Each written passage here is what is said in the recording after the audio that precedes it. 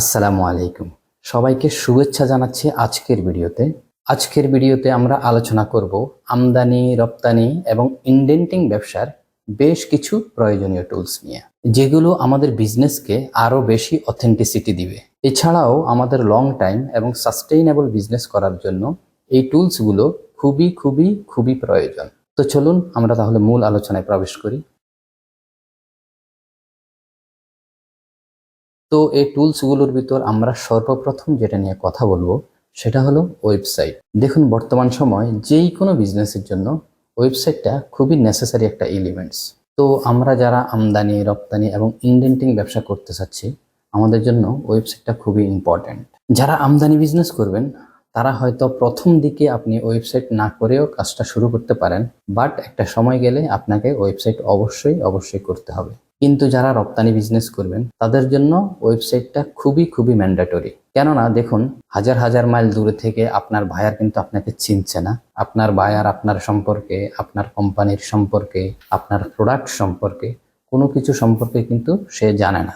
তো সে যেহেতু জানে না, সে কিভাবে আপনাকে ট্রাস্ট করবে? এই জন্য আমাদের একটা ওয়েবসাইট খুবই প্রয়োজন, যে ওয়েবসাইটটার মাধ্যমে অন্তত প্রাইমারিলি আপনি তাকে বুঝাতে পারবেন যে আপনার একটা কোম্পানি আছে, আপনি কিছু প্রোডাক্ট নিয়ে কাজ করেন, আপনি কিছু প্রোডাক্ট সাপ্লাই করতে পারবেন। কারণ আপনার বায়ার যেহেতু আপনার রিলেটিভ না, আপনার লোকাল বায়ারও না যে আপনাকে ফিজিক্যালি দেখবে, ফিজিক্যালি আপনার সাথে মিট করবে, সেটাও কিন্তু সম্ভব হচ্ছে না। যেহেতু এই বায়ারগুলো আমাদের ফরেন বায়ার, তাই ওয়েবসাইটটাই আমাদের একমাত্র ভরসা। আমরা ওয়েবসাইটের মাধ্যমেই মূলত এস্টাবলিশ করতে পারবো যে আমাদের একটা বিজনেস আছে, আমাদের কিছু প্রোডাক্ট আছে, আমরা কিছু প্রোডাক্ট সাপ্লাই করতে ক্যাপাবল। এই ব্যাপারগুলো আমাদেরকে বোঝাতে হবে শুধুমাত্র ওয়েবসাইটের মাধ্যমে। আদারওয়াইজ বড় কোনো ধরনের এলিমেন্টস আমাদের হাতে নেই যেটা দিয়ে আমরা তাদেরকে বোঝাতে পারি। সো যারা রপ্তানি বিজনেস করবেন তাদের অবশ্যই ডে ওয়ান থেকে ওয়েবসাইটের প্রয়োজন। ওয়েবসাইট শুরু করেই তারপর আপনারা এক্সপোর্টের কাজে হাত দিবেন। তারপর বলবো যারা ইনডেন্টিং বিজনেস করবেন তাদের ক্ষেত্রেও বলা যায় মোটামুটি প্রাইমারিলি আপনি উইদাউট ওয়েবসাইট কাজ শুরু করতে পারেন, বাট একটা নির্দিষ্ট সময় পরে আপনাকে ওয়েবসাইটটা অবশ্যই অবশ্যই করতে হবে।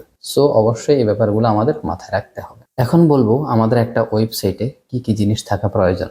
প্রাইমারিলি একটা ওয়েবসাইটে মিনিমাম 5 থেকে 7টা মেনু অবশ্যই থাকতে হবে। তার ভিতরে প্রথমে আমাদের যেটা থাকবে সেটা হলো হোম। তো সর্বপ্রথম যে কোনো ভিজিটরই ওয়েবসাইটে ঢোকা মাত্রই সে হোমে আসবে। হোমটা সাধারণত সাজানো হয়, আপনার কোম্পানির সকল ধরনের এলিমেন্টসকে একটা জায়গায় নিয়ে আসা হয় হোমে। এটাকে আপনি বলতে পারেন one kind of at A glance overview.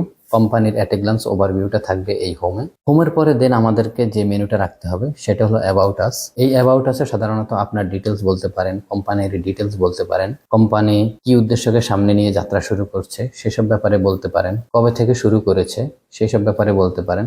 Like কোম্পানির একটা হিস্ট্রি এবং একটা স্টোরি থাকতে হবে। এটা দিয়েই মূলত আপনি অ্যাবাউট আসটা সাজাবেন। তো অ্যাবাউট আসের পরে নর্মালি যেটা থাকে সেটা হলো আপনি প্রোডাক্ট মেনুটা রাখতে পারেন। এই প্রোডাক্ট মেনুটাতে নর্মালি আপনার বেস্ট সেলিং প্রোডাক্ট কি কি সেটা রাখতে পারেন। দেন হলো নিউ অ্যারাইভাল প্রোডাক্ট কি কি সেগুলো রাখতে পারেন।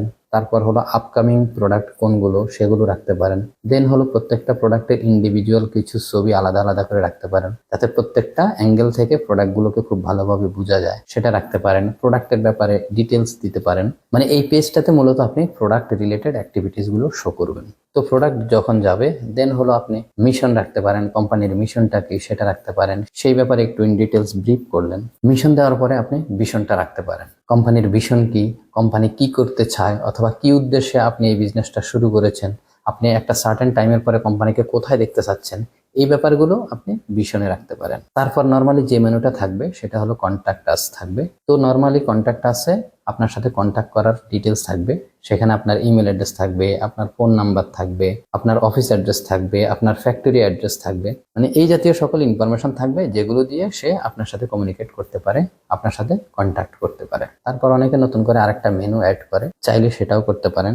এতে করে কোম্পানির অথেন্টিসিটি, কোম্পানির গ্রহণযোগ্যতা আরো বেশি বৃদ্ধি পায়। সেটা হলো অনেকে আপনার আর্কাইভ দেয়, কেউ কেউ সার্টিফিকেশন দেয়, কেউ কেউ ডকুমেন্টস দেয়। এই নামে একটা মেনু রাখতে পারেন, যেখানে আপনার কোম্পানির অ্যাচিভ করা যেসব সার্টিফিকেশন গুলো আছে সেগুলোর একটা ছবি ফ্রেম আকারে দিয়ে দিতে পারেন। এই জাতীয় 2টা 3টা 4টা 5টা যতগুলো সার্টিফিকেট আছে সেগুলো দিতে পারেন। অনেকে আবার কি করে, আপনার ওয়েবসাইটের নিচে এসে সেখানে কোম্পানির TIN number, BIN number, trade licence number, এই জাতীয় নাম্বারগুলো ইনপুট করে দেয়। এগুলা দিয়ে আপনি আপনার কাস্টমারের কাছে, আপনার বায়ারের কাছে আপনার ট্রাস্ট লেভেলটা বাড়াতে পারেন। আপনার অথেন্টিসিটিটা আরো বেশি প্রুভ করতে পারেন। সো আমরা যখন একটা ওয়েবসাইট করব আমাদের এই ব্যাপারগুলো মাথায় রাখতে হবে। আশা করি বুঝতে পেরেছেন যে একটা ওয়েবসাইট কিভাবে করা উচিত অথবা কি কি ইনফরমেশন রাখা উচিত এই ওয়েবসাইটটাতে। তারপর আমরা কথা বলবো ব্রুশিয়ার নিয়ে। যাদের ক্ষেত্রে প্রাইমারি অবস্থায় ওয়েবসাইট করাটা একটু বেশি কঠিন হয়ে যায় অথবা এক্সপেন্সিভ হয়ে যায়, সেক্ষেত্রে আপনারা কোম্পানির জন্য একটা ব্রুশিয়ার তৈরি করতে পারেন। তো ব্রুশিয়ারটাও লাইক আস সেম, এটাও অনেকটা ওয়েবসাইটের মতো। ওয়েবসাইটটা হলো আপনার সার্ভারে থাকবে, যেখানে আপনার ডোমেনের উপর হিট করলেই আপনার ওয়েবসাইটে চলে আসবে মানুষ। বাট ব্রুশিয়ারটা হলো আপনি একটা পিডিএফ ফরম্যাট করে নিতে পারেন, যে পিডিএফ ফরম্যাটটা আপনি ইমেলের সাথে অ্যাটাচ করে আপনার বায়ারদেরকে ফরওয়ার্ড করতে পারেন অথবা কাস্টমারদেরকে ফরওয়ার্ড করতে পারেন।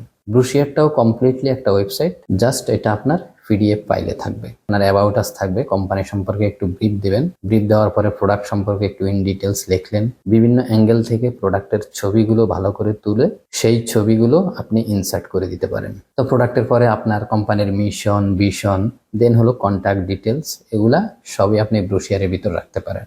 দেন হলো ব্রুশিয়ারের নিচের দিকে আপনার কোম্পানির সার্টিফিকেশনগুলো দিতে পারেন। দেন হলো আপনার TIN number, BIN number, trade licence number, এগুলো উল্লেখ করে দিতে পারেন। এই জিনিসগুলো দিলে হয় কি, মূলত কোম্পানির অথেন্টিসিটি আরো বেশি ডেভেলপ করে, আপনার সাপ্লায়ারের কাছে আপনার কোম্পানির গ্রহণযোগ্যতা আরো বেশি বাড়বে। এটা যে একটা সলিড কোম্পানি, এই ব্যাপারে কাস্টমার বা সাপ্লায়ারের কোনো ধরনের ডাউটনেস থাকবে না। সো আমাদের এই ব্যাপারগুলো একটু মাথায় রাখতে হবে যখন আমরা ওয়েবসাইট করব অথবা ব্রুশিয়ার তৈরি করব। আশা করি বুঝতে পেরেছেন। তো ব্রুশিয়ারের পরে এখন আমরা কথা বলবো প্রোডাক্ট ক্যাটালগ নিয়ে। দেখুন, যাদের ক্ষেত্রে ব্রুশিয়ারটা তৈরি করাও একটু এক্সপেন্সিভ মনে হবে, কারণ ব্রুশিয়ারও কিন্তু আপনার নর্মালি 8-10 পেজ 12 পেজের করতে হয়, সেখানে ভালো একজন ডিজাইনারকে দিয়ে আপনার এই কাজগুলো করতে হবে। তো যদি আপনার ক্ষেত্রে এমন হয় যে ব্রুশিয়ার করাটাও আপনার জন্য এক্সপেন্সিভ মনে হয়, সেক্ষেত্রে মিনিমাম 2 থেকে 3 পেজের একটা ক্যাটালগ দাঁড় করাবেন। তো এই ক্যাটালগে নরমালি আপনার কোম্পানির হালকা একটু ব্রিফ দিবেন, দেন প্রোডাক্টগুলোকে হাইলাইট করবেন। যেহেতু এটা প্রোডাক্ট ক্যাটালগ, সেক্ষেত্রে প্রোডাক্টের উপর আপনার খুব বেশি জোর দিতে হবে। প্রোডাক্টের ভালো কিছু ছবি তুলে, বিশেষ করে বিভিন্ন অ্যাঙ্গেল থেকে ছবিগুলো তুলে, ওই ছবিগুলো দিয়ে আপনি প্রোডাক্টের ক্যাটালগটা সাজিয়ে নেবেন। 2 থেকে 3 পেজের এই ক্যাটালগটা আপনি পিডিএফ আকারে করে রাখবেন। যখন আপনি বায়ারদের সাথে যোগাযোগ শুরু করবেন, ইন্ট্রোডিউসিং ইমেল দেওয়া শুরু করবেন, তখন আপনি প্রতিটা ইমেলের সাথেই এই ক্যাটালগটা অ্যাটাচ করে দিতে পারবেন। এজন্য এই ক্যাটালগটা ইম্পর্ট্যান্ট। এখন আমরা যেটা নিয়ে কথা বলবো সেটা হলো ইমেল অ্যাড্রেস। তো ইমেল অ্যাড্রেসটা খুবই ইম্পর্ট্যান্ট একটা এলিমেন্টস, বিশেষ করে আপনার যে কোনো বিজনেসের ক্ষেত্রে। ইমেল অ্যাড্রেসের ব্যাপারে আমাদেরকে মাথায় রাখতে হবে, যদি আমরা ওয়েবসাইট করি সেক্ষেত্রে আমরা অবশ্যই ইমেল অ্যাড্রেসগুলো ডোমেনের নাম দিয়ে তৈরি করে নিব। তো ডোমেনের নাম দিয়ে তৈরি করার ক্ষেত্রে আমি একটা এক্সাম্পল দিই, সেটা হলো লাইক আপনি একটা কেমিক্যালের ব্যবসা করেন, আপনার কোম্পানির নাম হলো পিওর কেমিক্যাল। তো লাইক আপনার ওয়েব অ্যাড্রেস হলো purechemical.com। এখন আপনার ইমেল অ্যাড্রেসগুলো সাধারণত হবে, ইমেল অ্যাড্রেস সাধারণত মানুষ বিভিন্নভাবে তৈরি করে থাকে। অনেকেই কোম্পানিতে যেসব এমপ্লয়ি আছে ওইসব এমপ্লয়ির নাম দিয়েও তৈরি করে, আবার অনেকে বিভিন্ন ডিপার্টমেন্টের নাম দিয়ে তৈরি করে। তো আপনি আপনার সুবিধা মতোই তৈরি করতে পারবেন। যদি আপনি নাম দিয়ে তৈরি করেন তাহলে আপনার যেসব এমপ্লয়ি থাকবে অথবা আপনার ম্যানেজমেন্টের লোকজন থাকবে তাদের নাম দিবেন, দেন আপনার কোম্পানির নাম purechemical.com এভাবে দিয়ে দিতে পারেন। লাইক আপনার হাসান @purechemical.com অথবা ফারুক @purechemical.com অথবা শিমুল @purechemical.com এভাবেই আপনি দিতে পারেন। এটা হলো নামের ক্ষেত্রে। অনেকে আবার ডিপার্টমেন্ট দিয়েও কিন্তু ইমেল অ্যাড্রেস গুলো করে, লাইক আপনার সেলস @purechemical.com, অনেকে আবার দেখা যায় পারচেজ @purechemical.com, এইভাবেও আপনারা করে নিতে পারেন আপনাদের সুবিধা অনুযায়ী। অনেকে আবার একেবারে প্রাইমারি যে ইমেল অ্যাড্রেসটা রাখে সেটাকে ইনফো দিয়ে রাখে, যে info@purechemical.com। তো এই ইমেল অ্যাড্রেসগুলো সাধারণত আপনারা আপনাদের সুবিধা মতো করে নেবেন। তো এবার বলবো যাদের ওয়েবসাইট নেই তাদের জন্য।